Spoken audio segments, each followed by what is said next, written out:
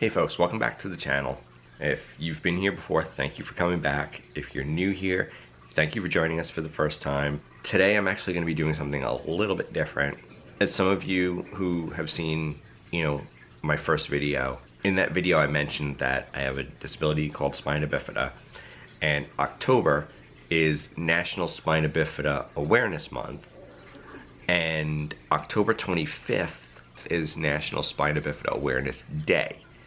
So what I'm going to do is I'm going to upload this video in which I'm going to answer questions that I've been asked before about my disability, give you a little bit of a background about my experiences, specifically as a person with spina bifida.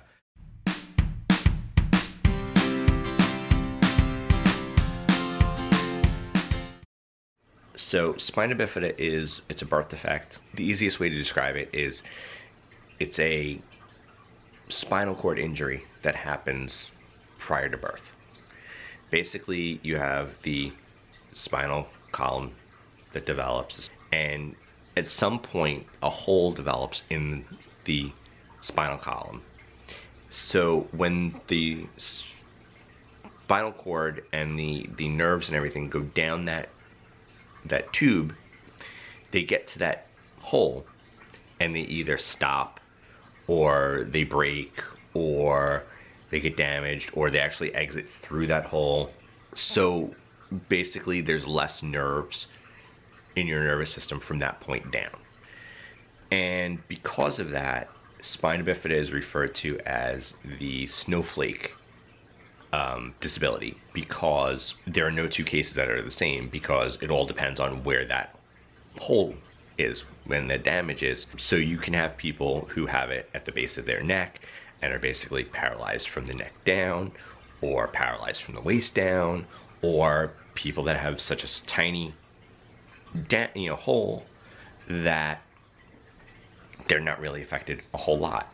I'm somewhere in the middle of that scale. I have what's referred to as L5, which is the fifth lumbar, which is the fifth vertebrae from the bottom. So basically the hole was at my waist, or a little bit below the waist, which means basically my legs were affected.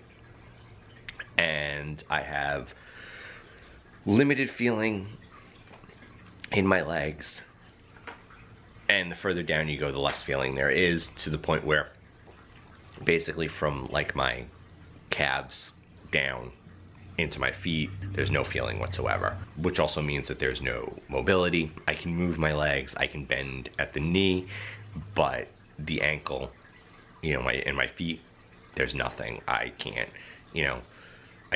do this with my foot. I can't like tap my foot, I guess.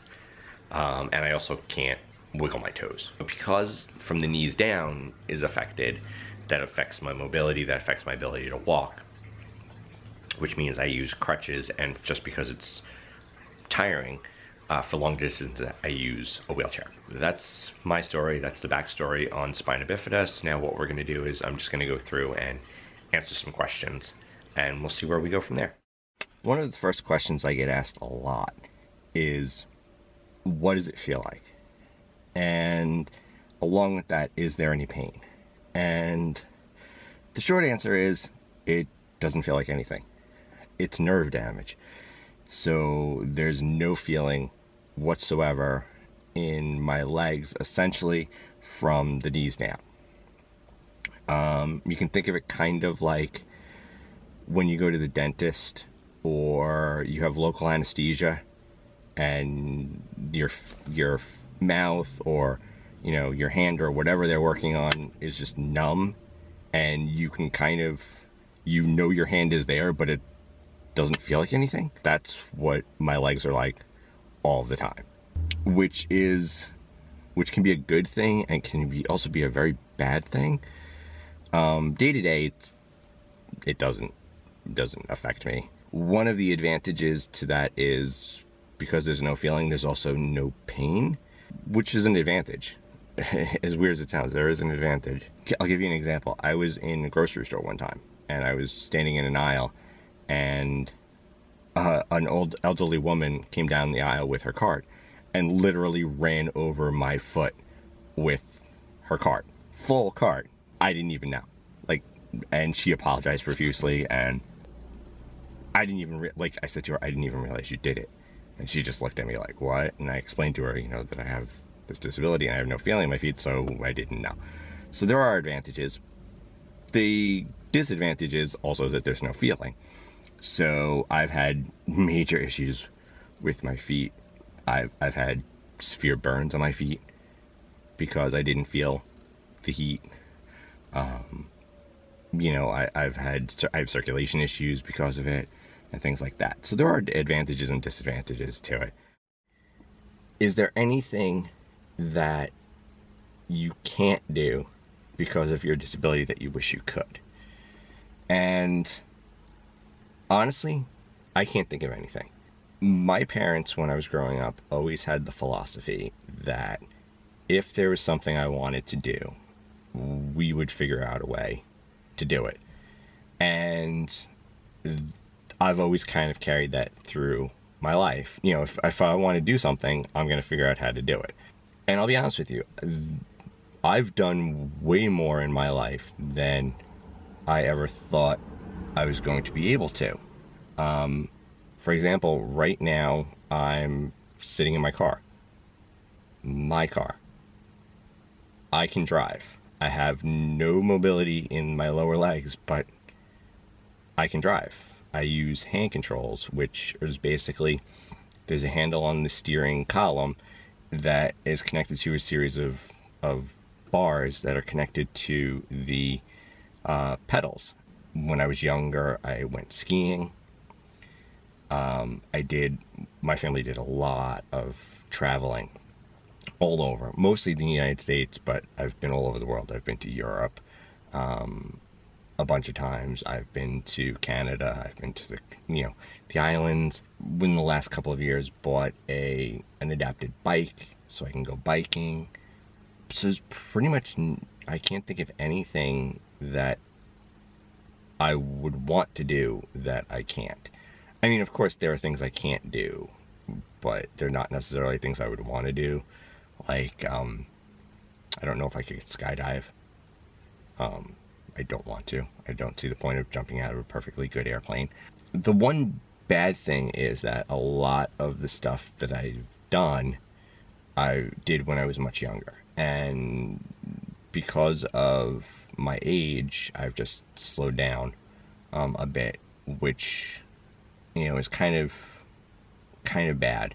I'm glad I had those experiences. The one regret I have is that Katie has not had a lot of those experiences, and I'm getting too physically slowed down to be able to do some of those things, so I regret not being able to do those with her. Okay, the last question I'm going to talk about was the one that I get asked the most frequently. And it's actually three sort of questions that are all connected, so I'm going to kind of answer them together. The question is, do I wish I didn't have a disability? Do I regret having a disability? And the third part of it is, if I could have some sort of procedure or surgery or something like that to get rid of the disability, would I? Again, the short answer is no. I don't regret having this disability. It's who I am. I'm not saying I think of myself as a disabled person and that's it. I don't. As a matter of fact, most of the time I don't even think about my disability until it becomes an issue, until there's something where I'm going somewhere where it's inaccessible, or prevents me from doing something, or makes a task more difficult. Then it's like, oh yeah, I have this disability. But it definitely has shaped my life. It definitely has shaped my personality. I think if I didn't have this disability, I would be a completely different person, for better or worse, because there are advantages and disadvantages to having the disability. And as a matter of fact, I'm going to do a part 2 to this video in which I'll talk about the advantages and disadvantages. Sometimes, yeah, of course, when I'm having difficulties with something, or, because of the disability, it's like, yeah, if I didn't have this, this would be a lot easier. But I think that's pretty much the case with everybody. At some point in their lives, they go, well, if I wasn't X, Y, and Z, my life would be better.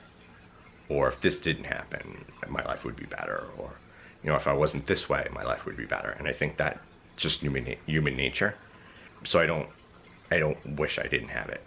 Now, in terms of the having surgery question, I would not have the surgery. First of all, there's no surgery that can remove this. There are surgeries that I can have that would alleviate some of the effects of the disability. Like, I have some issues with my hip and stuff like that, that I could have surgery, I could have hip replacement and things like that, which would make things a little bit better for me. And I would definitely do those things. But to completely get rid of the disability, no, I wouldn't. The way I think of it is that there is two categories of disabilities. Now, like I had mentioned at the beginning, my disability is spina bifida. It's a birth defect, meaning you're born with it. You just have it when you're born. You have it for the rest of your life. And from day one, you have that disability, and day one, you're dealing with the effects of that disability.